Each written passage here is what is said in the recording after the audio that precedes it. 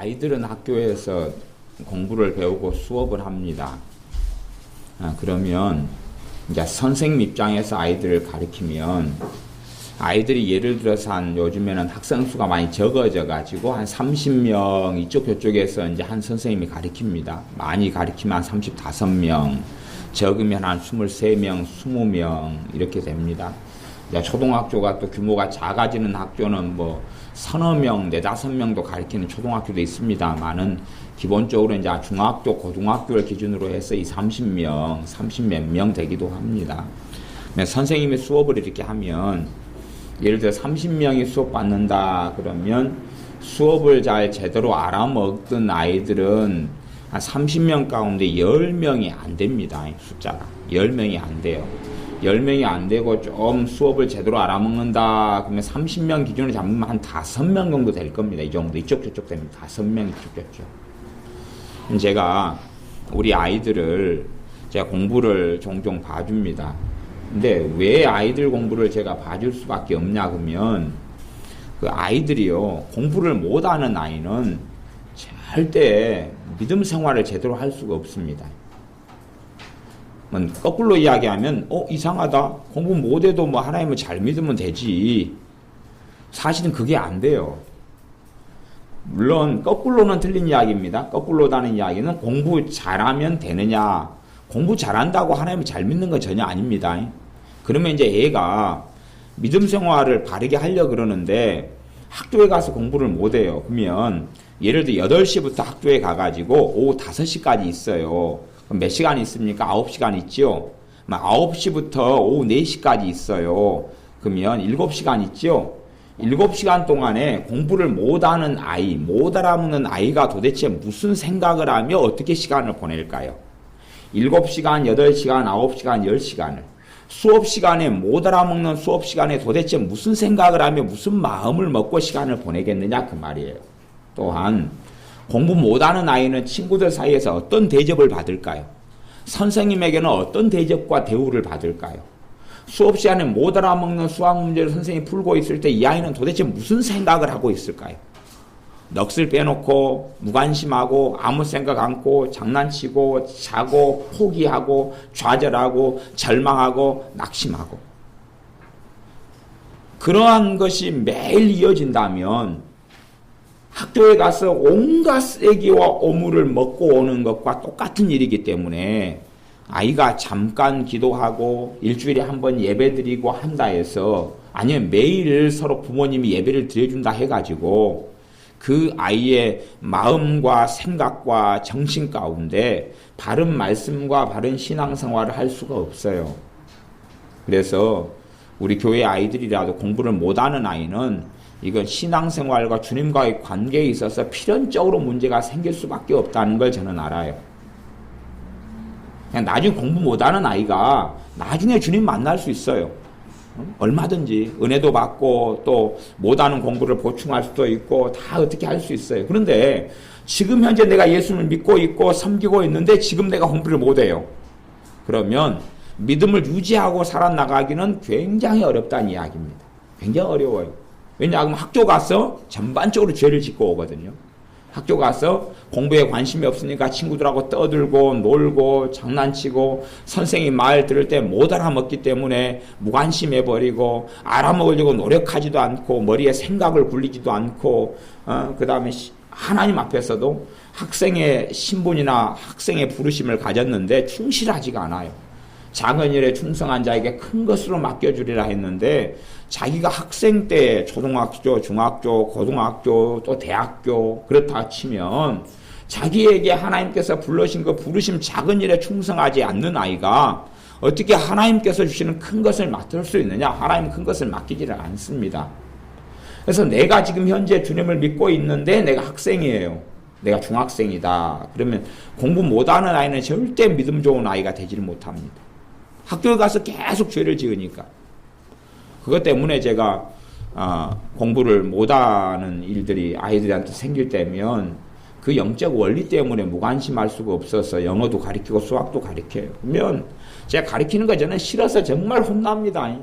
제가 막 이 나이 돼가지고 영어 지금 번역하고 있고 해석해주고 있고 투동사는 어떻게 되고 투부정사는 어떻게 되고 지금 동명사 이거 이렇게 해석하고 이제 사전 찾는 법 가르치고 있고 그런데 그래서 제가 최대한은 아이들이 스스로 알 수 있도록 이렇게 이제 수업을 이제 한다. 저도 이제 고등학교 교사를 했고 수업을 제가 해왔고 또 과외도 많이 가르쳤고 사범대 출신이고 그러니까 저야 이제 공부가 어떻게 아이들의 뱃속에 어떻게 흘러가고 어떤 마음인지를 저는 아니까 이게 굉장히 심각한 문제라는 걸 알아요. 그러면 선생님이 이제 30명에게 수업을 해요. 수학 문제를 풀어줘요. 혹은 제가 우리 아이들한테 제가 요즘에 방정식을 좀 설명해주고 옛날부터 이제 제가 수학을 많이 가르쳐오지만 이제 풀어주면 아이들한테 물어요. 아니면 제가 영어를 써가지고 애들한테 해석을 해줘요. 자, 봐봐. 이렇게 해가 번역이 이렇게 된다. 앞에서부터 끊어가지고, 지금 요즘에는 부사구, 전치사구 쪽은 끊어가지고 그 앞에 한 덩어리로 꼭 다루어가지고 해. 영어는 덩어리로 돼 있다. 이렇게 덩어리 단위로 이렇게 하고, 이렇게 해. 이렇게 번역된다. 해석이 돼. 이렇게 앞에서부터 해석해 와야지 긴 문장을 잘 다룰 수 있어. 자, 이제 이렇게 번역이 돼. 할 줄 알겠지? 이해되지? 그럼 애들이 예, 그럽니다. 예, 그럽니다. 그 다음에 이제 제가 자, 그러면 이제 알아먹었다고? 정말로 진실로? 예, 해봐. 그러면 말도 안 되는 소리를 합니다. 말도 안 되는 소리를 해요. 그것이 오늘 말씀의 제목이 설교와 가르침 둘 다 필요합니다 그랬는데요. 실제로 앞에서 풀어주고 할 때는 예, 알아먹었어요 그럽니다. 하지만 진짜로 알아먹는 아이가 30명 수업을 하면 5명 이쪽 저쪽이에요. 근데 그것하고 비슷합니다. 교회는 좀 더 떨어져요. 교회는 떨어져서 설교 말씀을 이렇게 하면은 알아먹었다 그러면은 훨씬 더 퍼센트가 떨어집니다. 그것보다 더 떨어져요. 그래서 알아먹었다 그러는데 그럼 실제 삶에서 지금 무슨 이야기를 지금 하고 있습니까? 그러면 예? 그건 모르겠는데요. 그럼 뭐 그렇게 이야기하셨어요? 그럽니다. 이 제가 우리 교회에서는 자녀 교육을 제가 실제적으로 많이 가르칩니다. 많이 가르치고 지금은 별로 안 가르쳐. 지금 별로 안 가르치는데 가르치면 몇 년씩 가르칩니다. 뭐 설교를 단지 제가 그냥 10번, 20번 하는 거 말고 그냥 50번, 100번씩 가르칩니다. 못 알아먹어요. 알아먹지를 못해요. 실제로 그냥 이야기하고 해도 알아먹지를 못해요. 알아먹지를 못해요. 우리 이런 이야기를 해서 좀 그러지만 우리 예를 들어서 이제 우리 우림이 있다. 우림이 있다. 그럼 우림의 상태가 지금 아주 심각한 상태입니다. 근데 우림의 상태가 아주 심각하다는 것을 모릅니다. 우리 정교사님 모르고 저 모르고. 왜 모르냐 그러면 우림이가 가장 두 사람에게 인두꺼비를 굉장히 잘 쓰는데 정교사님하고 저한테는 절대 흠을 안 잡힙니다. 놀랍습니다. 우리 애들이 주일날 같은 때 되면 우리 아이들 이야기, 아이들이 우림이를 보면서 판단죄를 많이 지어가지고 그것 때문에 죄를 많이 지어버립니다.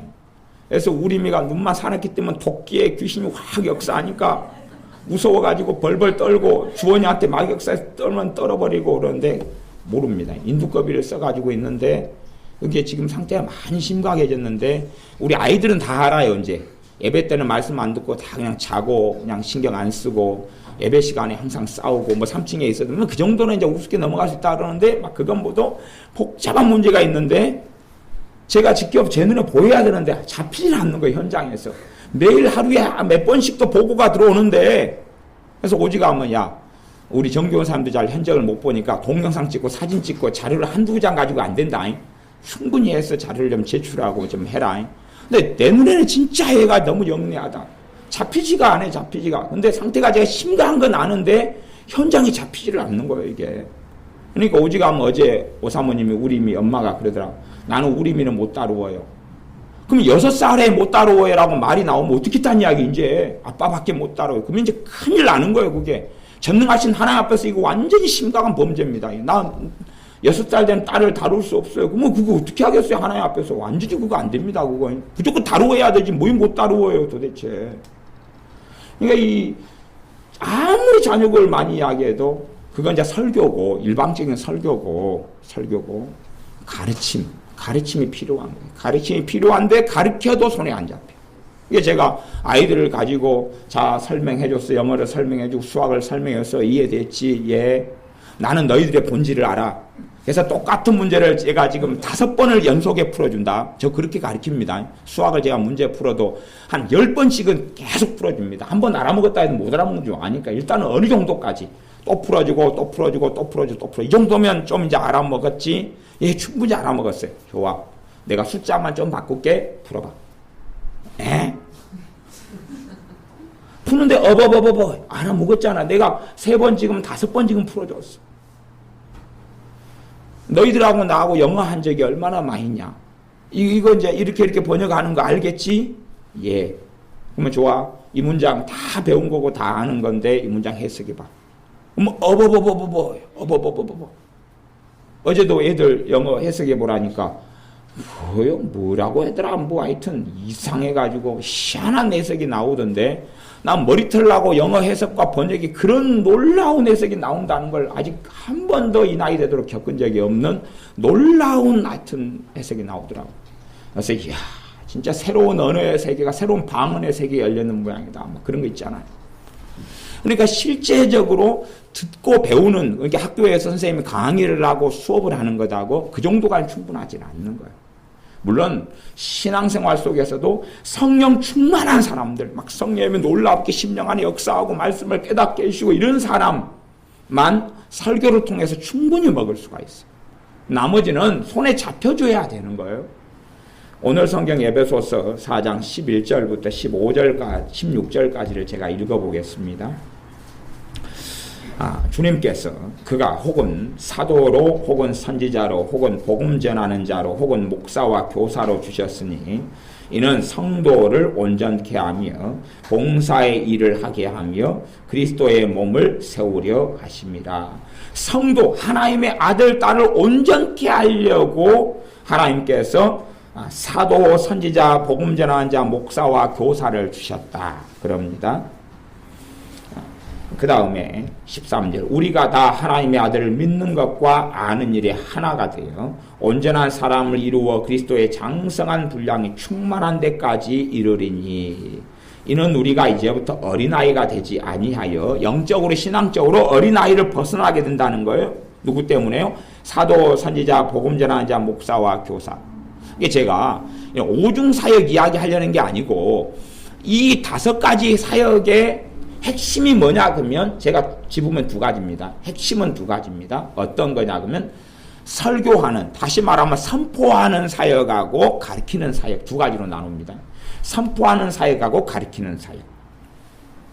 그러면 사도다 그러면 사도가 도대체 무슨 일을 어디서 얼마까지 하는지는 잘 몰라요. 그러나 사도들이 했던 일은 뭐냐 그러면 주님이 하셨던 일을 했어요. 사도들은요. 주님께 보내심 받아가지고 주님이 몇 가지를 하셨냐면 크게 4가지를 하셨어요. 4가지를 하셨는데 그건 뭐 시간이 되면 이제 제가 마태복음이나 뭐 마가복음, 누가복음 하나 선택해가지고 앞뒤로 좀 살펴볼 거예요. 주님이 하신 일은 뭐냐 그러면 말씀을 전파하셨어요. 전파는 선포입니다. 말하자면 설교하고 가장 비슷한 형태예요. 말씀을 전파하셨어요. 천국 복음을 전파하셨어요. 그게 하나. 2번째는 말씀을 가르치셨어요. 말씀을 가르치셨어요. 이게 말씀을 전파하는 것과 가르치는 것 이게 전혀 다른 겁니다. 이게. 이 부분을 정확하게 여러분이 이해를 하시고 계셔야 돼요. 말씀을 가르치셨어요. 다음 3번째는 병을 고치셨어요. 4번째 귀신을 쫓아내셨어요. 그렇게 4가지 일을 하셨어요. 그리고 주님의 사도들도 그 4가지 일을 했습니다. 물론 공생애 때까지의 주님과 함께 있었을 때까지의 제자들은 3가지만 했어요. 가르치는 건 안 했어요. 왜냐하면 자기들도 잘 모르기 때문에 천국 복음만 전파하라 그랬어요. 복음만 전파하고 그 다음에 귀신을 쫓아내고 병을 고치는 거 이렇게 3가지만 했어요. 그 다음에 오순절 이후의 사도들은 말씀을 가르쳤어요. 사도 바울의 삶을 보면 사도의 삶이 뭔지를 알 수 있는데 말씀을 가르쳤어요. 말씀을 가르쳤어요. 심지어 어떨 때는 2년 동안 밤낮 없이 때로는 6개월 동안 밤낮 없이 3개월 동안 밤낮 없이 말씀을 가르쳤어요. 내가 눈물을 흘리고 너희를 어떻게 가르친 것을 너희가 알지 않느냐 그렇게 에베소의 장로들에게 이야기할 정도로 말씀을 그렇게 가르쳤어요. 가르치는 사역이 말씀을 전파하고 가리키고 그 다음에 병을 고치고 귀신을 쫓아내는 사역 가운데 하나님의 말씀의 종들이기 때문에 말씀으로 인한 사역은 크게 두 가지입니다. 하나는 말씀 선포, 설교하는 거죠. 아니면 복음을 전파하는 거죠. 선포, 전파하는 것, 가리키는 것. 그러니까 사도의 사역이 그렇다고 이야기했고 그 다음에 선지자들도 두 가지 사역을 했어요. 물론 병을 고치기도 했고요. 기적과 이적의 통로가 됐는데 선지자들은 우리가 어디 보면 알 수 있냐 그러면 구약의 선지자들이 굉장히 많아요. 그러면 이사야나 예레미야나 요나나 아모스나 요엘이나 보면 두 가지 부분이 나옵니다. 하나의 부분은요, 하나님의 말씀을 대언을 하는 부분이 하나 있어요. 그런 부분은 우리가 이제 새롭게 번역된 성경을 보면 땡땡 해가 다운투가 되어 있어요. 하나님의 말씀을 그대로 전달을 하고 대언을 하고 그다음 그걸 바탕으로 해가지고 설교를 해요. 말씀을 전파하는 게 있고 그다음에 가르치는 게 있고 그렇게 해서 한 세 가지 플러스 되면 병을 치유하고 기적을 행하는 것 그렇게 해서 네 가지가 됩니다. 그래서 그들도 설교 그 다음에 말씀을 가르치는 것 선지자들의 사역이 그게 중심을 이루었다는 걸 알 수가 있고 그 다음에 세 번째 사람이 11절에 보면 복음 전하는 자 복음 전하는 자도 두 가지 양상으로 복음을 전합니다.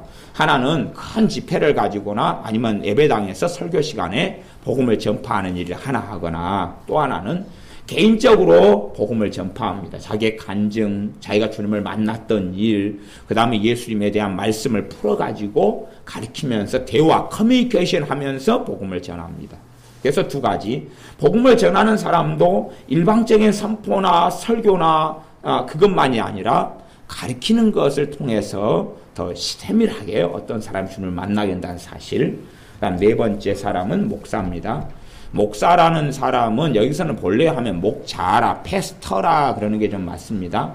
양을 키우는 목자처럼. 그러면 양을 키우는 목자는 두 가지를 합니다만은 두 가지는 뭐냐 그러면 양이 잘못된 길로 가면 혼내고 야단치는 걸 하나 하고 그래서 바른 방향으로 가야지 뭐 집을 나가려 그럴 때 멋대로 나가라 그러면 어떻게 되겠냐 그런 말이죠. 물론 이제 요즘 시대에서 교회로 옮기는 문제하고는 그건 다른 문제입니다. 다른 문제. 주님을 그냥 안 믿고 부인하겠다 그럴 때도 요즘에 이제 사람에 대해서 본인이 어떻게 거절하면 어떻게 할 수 없는. 주님께서도 사람이 주님을 안 믿겠다 그럴 때는 어떻게 안 하셨어요. 그까지는 이제 어떻게 할 수 없는 문제가 되는데 그래도 제대하는 권고하고 어떻게 할 수 있는 문제가 되는데 이 목사의 부분은 기본적인 사역이 뭐냐 그러면 이것을 은사적으로 하면 목양의 은사라 그럽니다. 목양의 은사란 말은 엄마의 마음, 아빠의 마음을 가지게 돼요. 이 목사 이제 저는 이 목양하고는 저하고는 좀 안 맞아요. 목양하고 저는 사실은 은사 자체가 저는 목사의 은사하고는 약간 좀 다릅니다.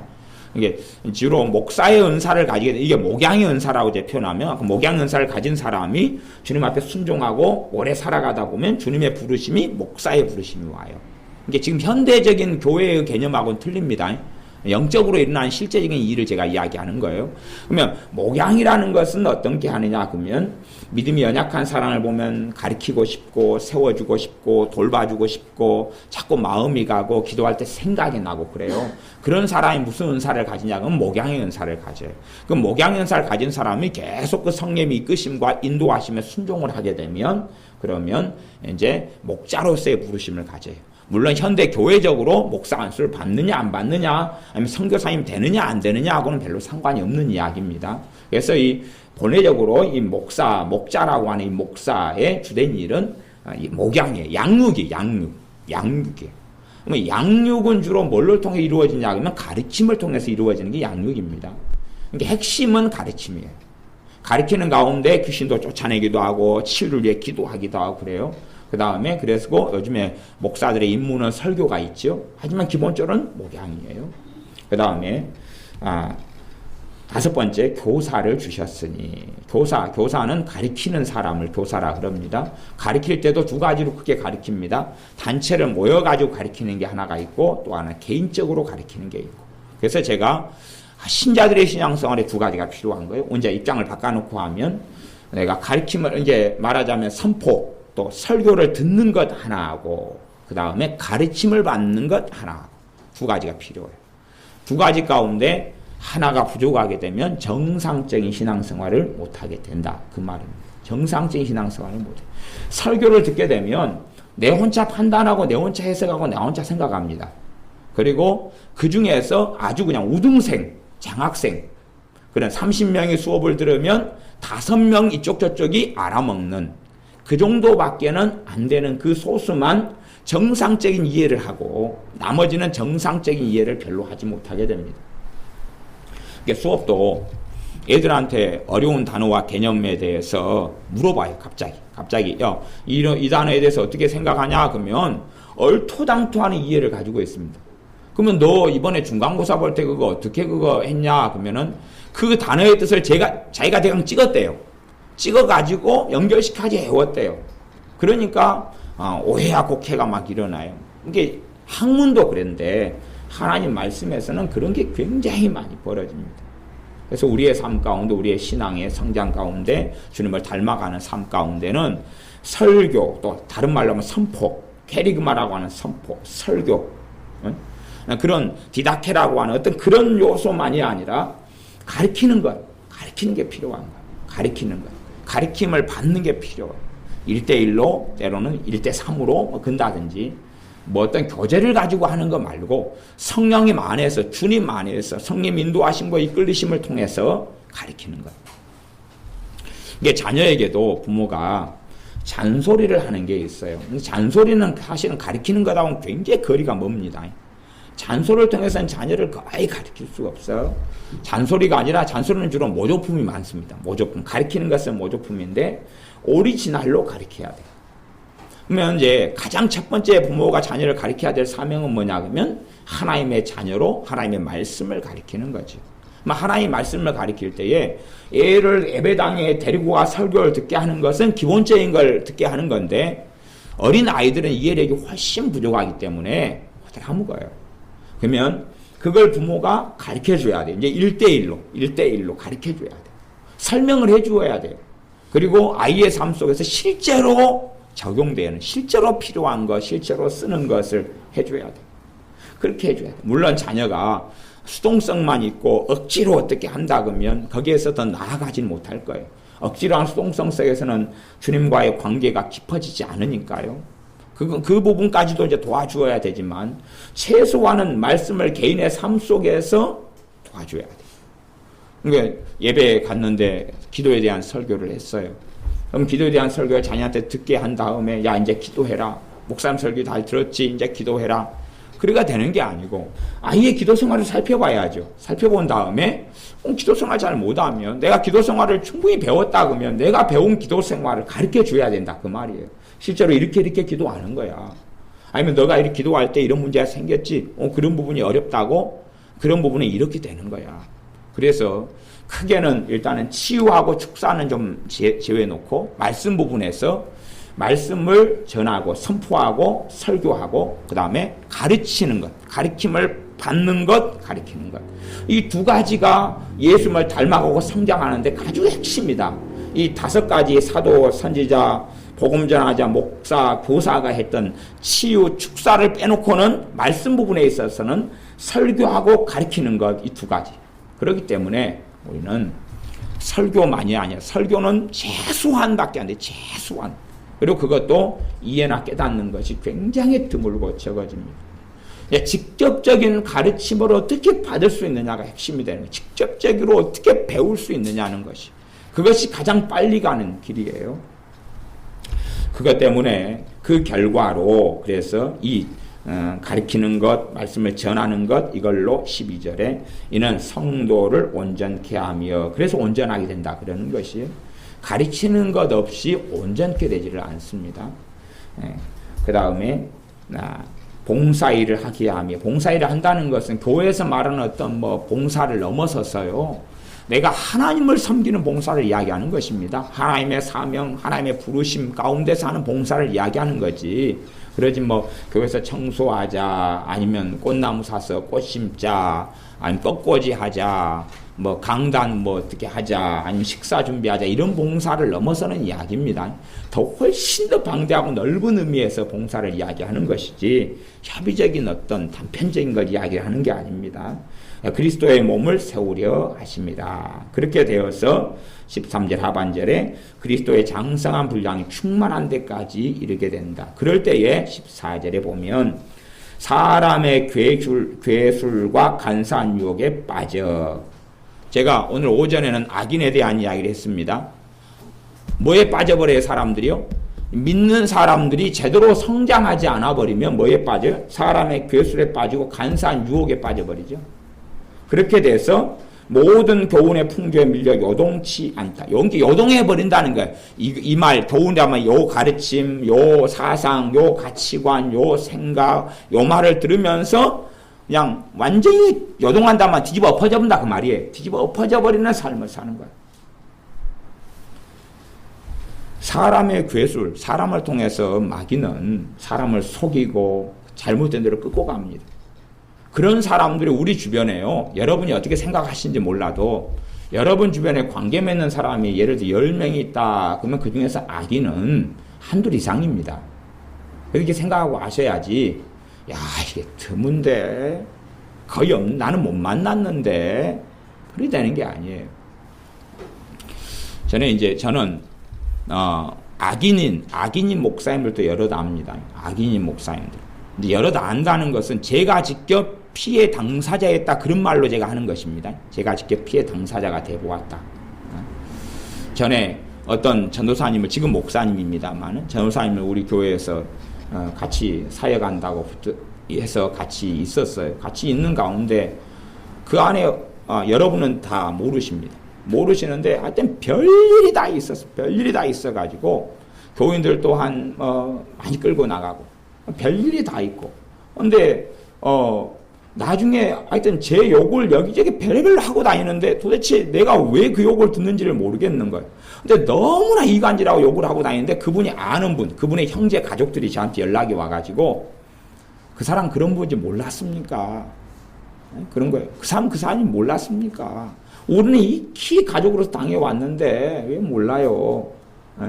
그런 거예요. 근데 이제 나는 그렇게 이야기한 거죠. 변했을 줄 알았다고. 옛날에 그런 사람인 줄 알았는데 예수님도 믿게 되고 정호사님이 됐으니까 변했을 줄 알았다. 그래가지고 원체 거짓말을 하고 뭐 있는 이야기 무슨 이야기 하는지도 몰라요. 그래서 제가 수박 한 덩이를 사갔어요. 그래서 무조건 내가 뭘 잘못했는지는 모르겠는데 용서해달라고 그랬어요. 그거 지난 다음에 이제 욕을 하는 게 험담이 거의 그친 것 같더라고요. 그래가지고 이제 그분이 이제 무슨 이야기를 하고 다니냐 그러면 지금 그까지는 다 귀에 들려오니까 저 양반이 자기가 잘못한 것을 시인했다 와서 그러는 거예요. 그러니까 이제 그까지는 제가 뭐 아이고 그러든지 말든지 이제 근데 뭘 잘못했는지 알아야지. 그러니까 어떤 사람이 이간질을 하도 들은 다음에 막 분노가 나가 저한테 막 씩씩 그러는 거예요. 그래서 도대체 무슨 거짓말을 해놨을까? 응? 그래서 그냥 지나고 이제 말았는데 그런 악인들은 많이 겪죠. 지난번에 우리 교회 집사님 한 분 전에 제가 전도사나 또 이봉경 사님이나 전도사 사역을 하던데 집사님 한 분 우리 교회에 왔었죠. 그래서 이제 너무 이혼하고 어렵게 되니까 교회에 집었는데 도움 주고 다 이사 같은 거 다 돈 챙겨 해주고 한 달에 교회에서 불쌍해서 그래도 좀 마음을 추스리고 너무 힘들게 살았으니까 쉬시라고 30만 원씩 교회에서 매달 해드리고 또 교회에서 좀 지내고 산다 그러니까 집어두는 거 말고도 교회에서 먹고 자고 생활하고 마음대로 또 자기가 데리고 살고 싶은 사람이 있으니까 그냥 데리고 들어와 살고 그렇게 하면서 이제 교회에 대한 악담, 거짓말, 험담을 얼마나 많이 했어. 얼마나 많이 당했는지 몰라. 그 다음에 신학교를 간다 하니까 신학교 학비까지 이제 교회에서 그래도 해줬어. 나중에는 온갖 그냥 악기가 차가지고 있어서 내가 신학교 거기 다니는 학생 정원사님 불렀어요. 불러가지고 증인을 세우고 이야기를 했어요. 근데 직접 오지는 않은 거예요. 와서 이야기하자. 전화상으로 하나님께 맹세를 하더라고요. 자기는 그런 일도 한 적도 없다. 하나님 맹세하기를 교회에서 도움받은 적이 없다. 그래서 내가 그 정원사님 모셔놓고 제가 교회 회계장부를 갖다 다 펼쳤어요. 봐보세요. 신학교 학비 여기서 지출대가 얼마 나갔고 매달 얼마씩 나갔고 이분 이빨 해준다고 돈이 이게 70만 원 90만 원 나갔고 이게 봐보세요. 교회에서 이분한테 1년 동안 해준 돈이 얼마 동안 해준 돈이 얼마나 많이 나갔는지. 근데 얼마나 악의적으로 하는지 거짓말 하는지 답이 없는 거예요. 답이 없는 거예요. 그러니까 그런 이제 분들하고 겪어보고 살아왔어요. 그러니까 그런 분들하고 가까이 지내는 분들은 이제 제가 그런 그 생각이에요. 유유상종이다. 제가 어떤 집사님은 그분하고 가까이 지내서 큰일 납니다. 안 됩니다. 그랬더니 나는 감당할 수 있어요. 그래가지고 된통 뒤집어 써버리는 거예요. 지금은 이제 신앙생활 안 하시잖아요. 지금 신앙생활 안 하시잖아요. 주일날 안 오시잖아요. 지난번에 한 번 가니까 그냥 제가 꽃집에 있으니까 들려 목사님 여기 계셨네요. 그래가지고 뭐 한 2주 3주 전에 만났어요. 시내에서. 교회 나가야 되는데 뭐 어쩌고저쩌고. 그러니까 악인과 소통하고 지내면 그러니까 이제 많이 겪어와요. 많이 만나오고 겪어와요. 여러분이 생각하는 훨씬 더 많은 악인들이 있어요. 교회 안에건 밖에건 훨씬 더 많이 있어요. 목사님들 가운데 악인들은 굉장히 많습니다. 굉장히 많아요. 물론 이제 그래도 한국에 인격이 좀 있고 이런 분들이 좀 그래도 큰 교회 목사님 되시고 그런 부분은 참 감사한 부분들이 있어요. 근데 훨씬 더 많아요. 교인들 가운데 많고 안 믿는 사람 가운데 많아요. 그런 사람들에게 넘어가면 사람의 괴술 속에 들어가고 간사한 유혹에 빠지게 돼요. 간사한 유혹에 빠지게 돼요. 유혹은 뭐예요? 그럴싸한 걸 주잖아요. 그럴싸한 걸. 말하자면 선악과 같은 건데 보암직하고 먹음직한 걸 주는 거지. 아니, 구더기가 드글드글 끄는 막 썩은 뭐 음식을 갖다가 먹어라 그러면 누가 그거 빠지겠어요? 그가 정신병이 아닌 나는 빠질 리가 없을 거 아니에요. 그럴싸한 말을 하고 괜찮은 말을 하고 와서 소곤소곤거리고 그래서 전에 그 교회에서 이제 나간 그분 같은 경우도 지금은 이제 다 신학교 나와서 점사님일 거 아니? 나간 그분 같은 경우도 우리 교회 교인들 집마다 다 찾아다니면서 소곤소곤했잖아. 근데 나한테 그 이야기를 아무도 해준 사람이 없는 거예요. 다 심사제이고 너무 그냥 숙려제이고 그래가지고 다 덮는 거예요. 허물을 덮는다고. 나한테 이리 가서 소곤소곤거리고 목사님한테 왔다고 이야기하지 말아라 그러고 험담하고 소곤소곤거리고 그러면 좀 이야기를 해야 될 텐데 다 덮고 있다가 많이 일이 진척이 돼가지고 이야기를 하니까 그때야 이제 처리하려니까 완전히 어떻게 처리가 되냐 그 말이에요. 그래서 참이 악인을 한 명 드린다는 것이. 근데 여러분이 그런 걸 갖다가 이제 어떻게 생각하냐고 목사님 사람을 판단한다 그런 거예요. 성경을 좀 보고 좀 눈을 좀 가지고 분별을 하시라 그 말이에요. 분별을 하시라. 이 악인의 특성이 뭐다겠어요? 입에서 나오면 거짓말이에요. 그러니까 하나님을 맹세하고 거짓말을 하더라니까요. 그래서 그 정우사님도 딱 그거 듣고 관계를 다 끊었다 그래요. 그리고 오히려 이제 그 정우사님하고 관계된 사람들 끊도록 정리를 그분이 나서가지고 하고 그랬어요. 왜냐하면 증거 증인 가지고 다 들이댔는데 뭐 얼마나 그러니까 내가 차마 그냥 입에 담을 수 없는 그런 말들을 듣는데 그분이 또 그런 말을 했다 그래. 내가 차마 입에 담을 수 없는 말을 들었다 그런데 무슨 말을 차마 입에 담을 수 없는 말이어서 말을 못 하겠다고. 그러면 이제 대강 추측하는 거죠. 그러니까요. 여러분들 삶 속에 이제 그분을 정죄하자는 이야기가 아니고 이제 우리하고 상관없으니까 이제 결별로 끝난 이야기고.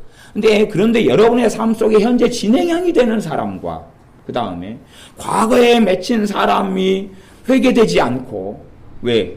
거기에 살면서 온갖 손해와 피해를 당했으면서 내 지혜 없음과 하나님을 의지하지 않음에 대한 회개가 되지 않으면 그런 사람은 계속 꼬여서 나타납니다. 계속 꼬여 나타나고 계속된 문제가 ing로 현재 진행으로 벌어집니다.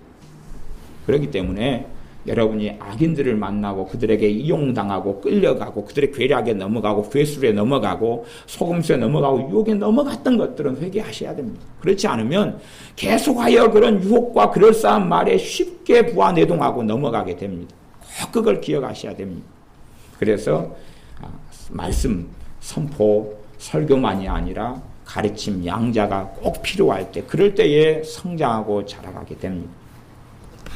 이제 성경의 마태복음 정도만 조금 살펴본 다음에 말씀을 빨리 마무리해 가겠습니다. 마태복음 12장을 봐보겠습니다.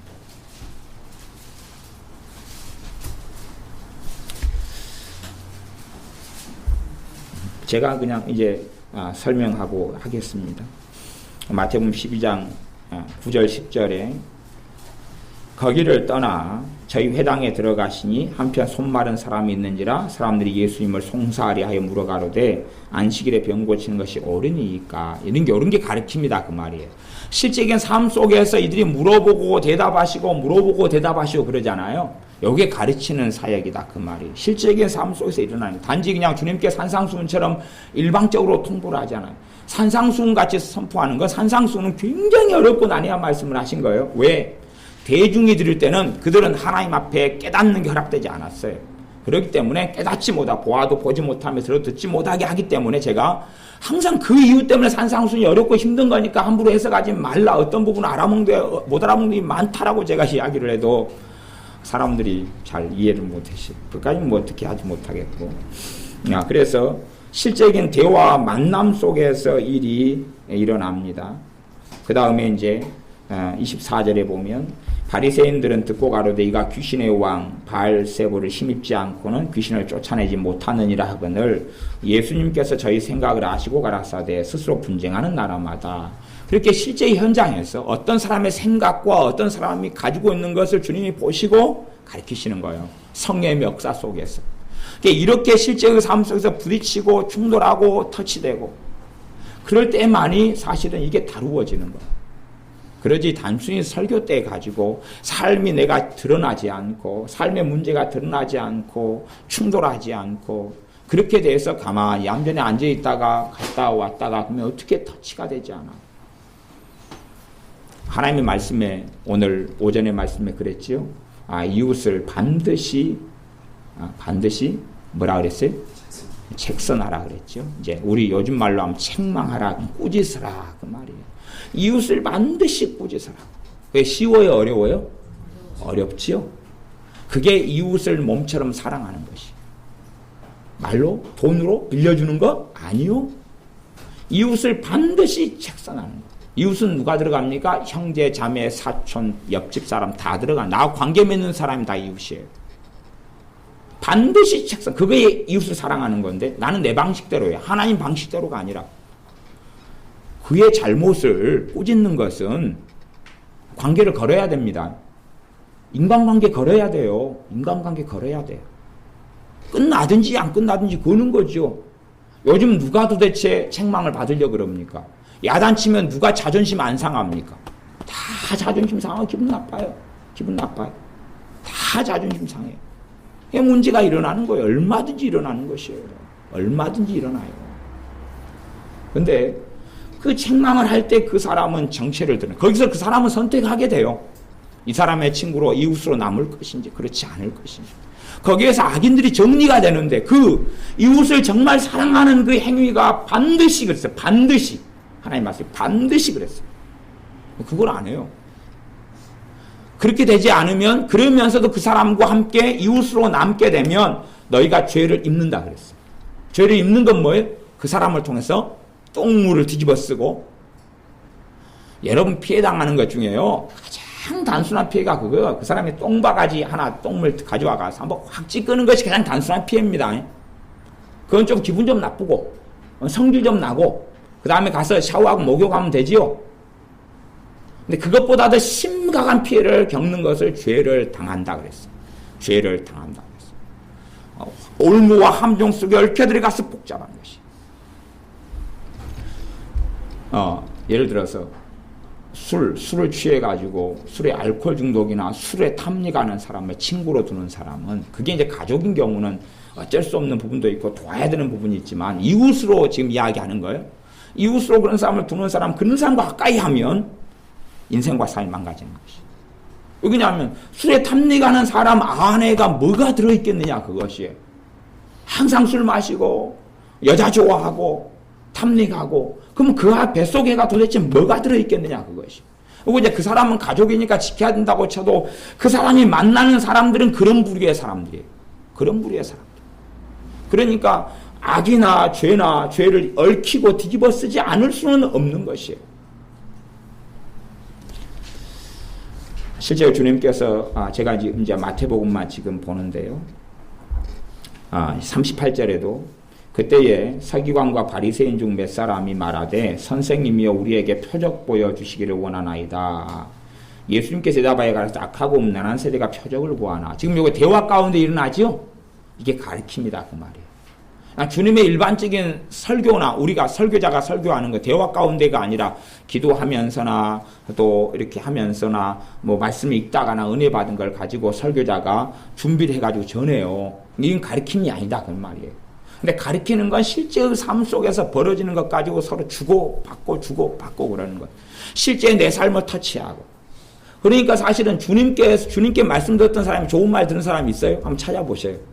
이 일이 벌어지면 표적을 보여주십시오. 그러니까 주님이 뭐라 그래요? 악하고 음란한 세대가 표적을 구하나. 그러니까 무슨 말이? 이 악하고 음란한 자들아, 너희들이 지금 나한테 표적을 구하네? 그러고 주님 말씀하신 거예요. 요건 지금 온건하게 이렇게 번역이 되어 있는데 표적을 보여주시길 원합니다. 그러니까 악하고 음란한 세대가 표적을 구하나. 그 말은 약하고 음란한 자들아, 나한테 표적을 구하느냐? 요나의 표적밖에는 보여줄 수 없다. 그러신 거예요. 이런 스토리가 주님과 주고받는 대화 속에 있어요. 심지어 주님에 대해 사람들이 귀신의 왕 바알세불을 지펴서 귀신을 쫓아낸다 그러니까 성령님을 회방하는 죄를 지으면, 성령님을 거역하는 자는 말로라도 거역하면 이 세상과 오는 세상에도 용서 못 받아 영원한 지옥에 들어간다. 내가 이야기한다. 그러니까 이 사람들은 성령 거역죄 회방죄를 짓거나 그 직전에서 지금 주님이 말씀하신 상황이에요. 이런 실제적인 삶 가운데 주님이 말씀하셔요. 이 13장 씨 뿌리는 이야기에도 13장 1절에 보면 그날에 예수님께서 집에 나가서 바닷가에 앉으심에 큰 무리가 그에게로 모여들거늘. 큰 무리를 가리킬 때는 씨 뿌리는 비유로 하셔도 설명을 안 합니다. 비유만 하고 거기서 딱 스톱. 더 깊이는 하나님의 뜻이 아니야. 더 깊이 이야기하는 건 그들에게 하나님 내리신 판결을 어기는 거기 때문에 그들은 들어도 듣지 못하며 보아도 깨닫지 못하는 게 그들에 대한 판결이기 때문에 여기서 끝.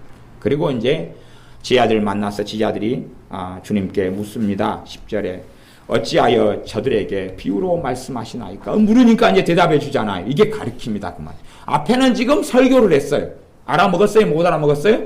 제자들도 못 알아먹었어요. 그 다음에 뒤에는 이제 가르쳤어요. 물으니까. 그러니까 이제 알아먹어 가는 것이에요.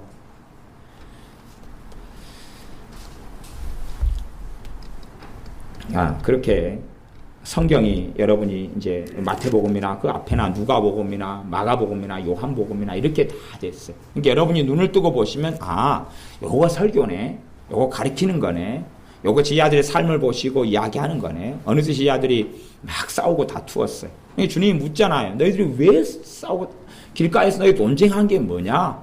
그러니까 지하들이 숨기죠. 자기가 한 일을 아니까 누가 높냐, 뭐 누가 대단하냐 그랬는데. 숨기니까 주님은 알고 계셔서 정말 높아지고자 하는 자는 그러면서 이제 가르치시는 거예요. 그러니까 실제 삶 속에 부딪히고 살아가야지 이걸 가르치고 드러나는 거지. 뭐 예배 때 와가지고는 뭐 논쟁하고 싸운 걸 누가 알겠어요. 하나님만 아시지.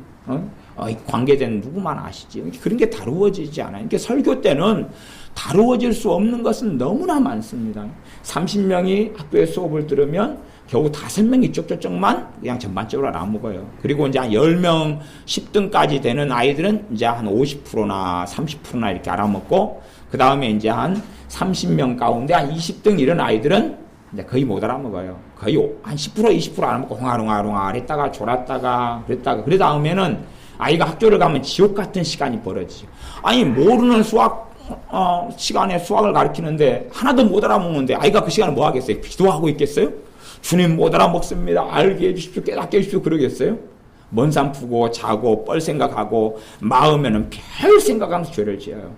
꼭 빨리 지옥 같은 시간 해방돼야지. 그러니까 그런 아이들 탈선하는 거예요. 그런 아이들 세상으로 나가고 안 좋은 아이들과 어울리는 거예요. 공부 못하는 아이들이 다 대부분 어울려가지 안 좋은 데 가지.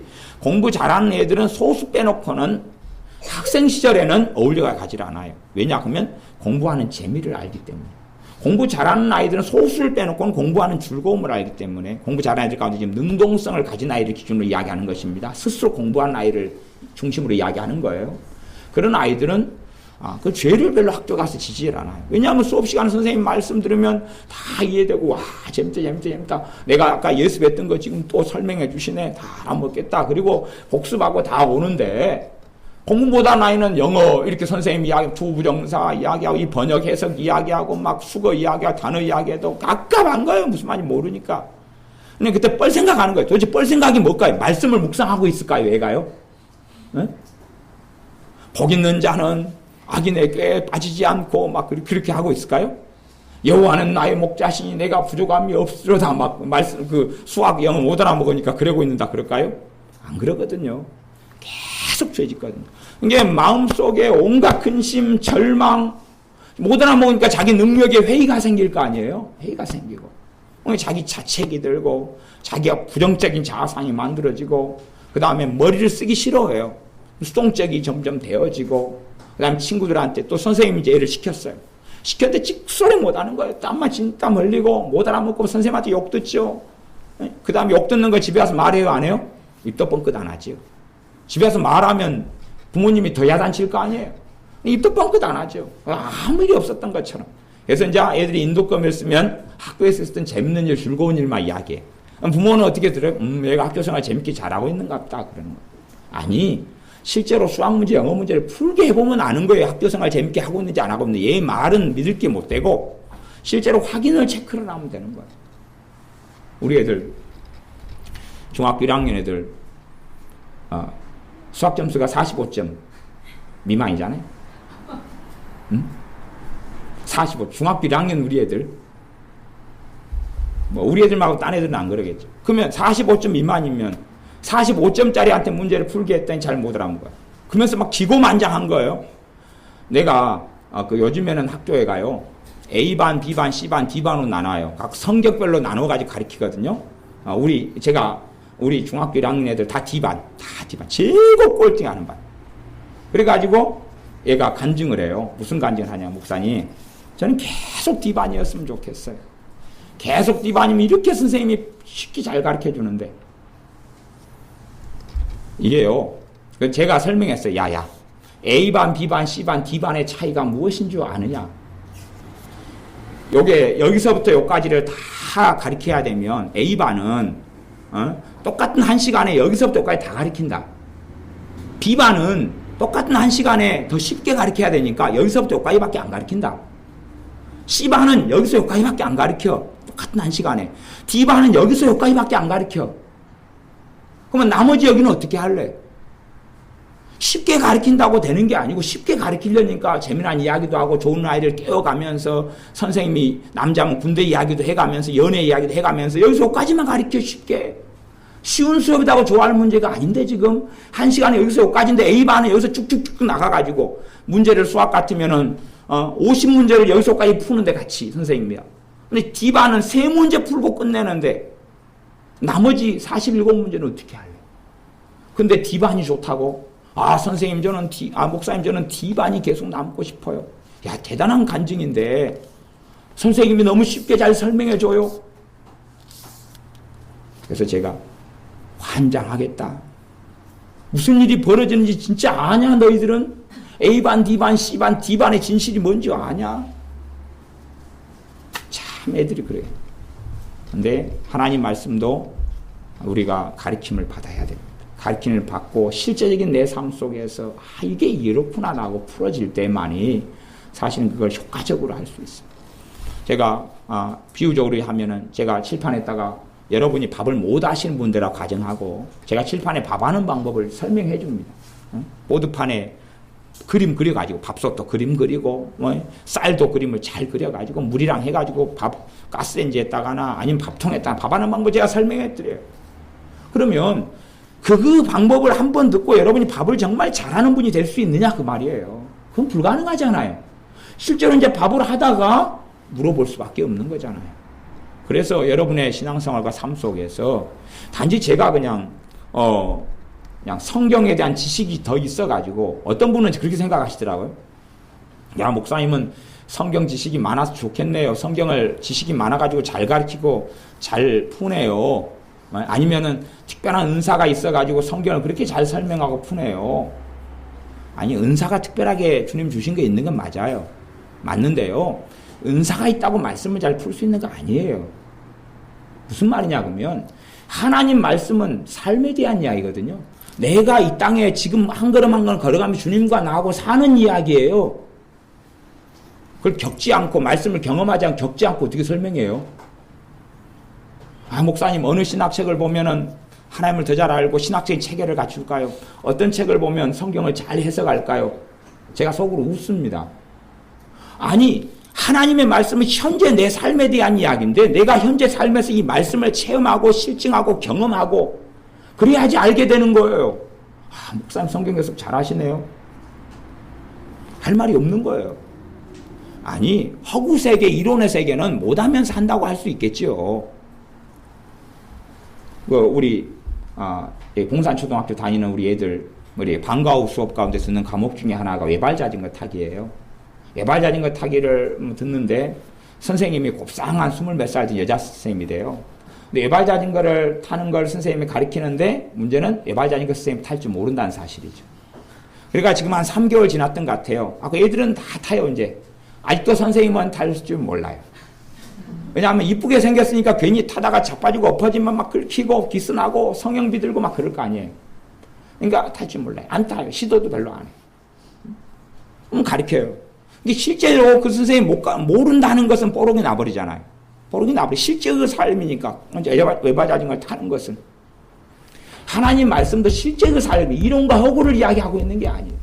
실제 내 삶에 벌어지는 걸 하나님 말씀하는 거예요. 그러니 모르면 탁상공론할 수밖에 없어요. 내가 겪지 않고 체험하지 않으면 탁상공론할 수밖에 없어요. 그런 문제를 잘 설명하시네.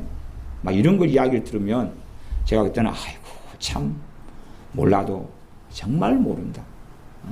제가 신앙서적을 수천 권을 보고 신학책을 많이 보고 그런 건 사실이에요. 그러나 그걸 가지고 이제 내 삶 속의 말씀을 깨닫고 알고